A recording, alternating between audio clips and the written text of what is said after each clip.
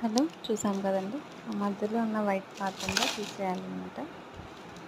ఇంకొక విషయం మర్చిపోవద్దండి, మనం ఫస్ట్ చాక్లెట్ కటింగ్ చేసే ముందు మన చేతులకు అలాగే నైఫ్కి కూడా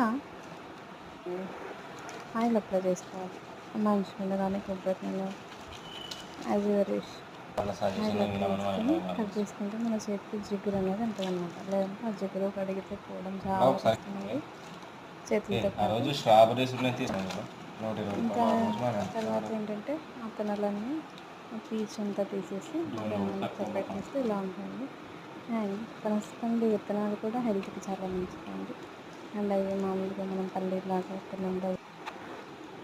పెనం మీద పల్లీలాగా వేయించుకుంటే టేస్ట్ చాలా అంటే చాలా బాగుంటుంది. అండ్ ఇంత చిన్న పండులో ఇన్ని విత్తనాలు, కొందరు ఇన్ని విత్తనాలు కష్టపడడానికి కొడతారు. ఇన్ని విత్తనాలు వచ్చినాయి.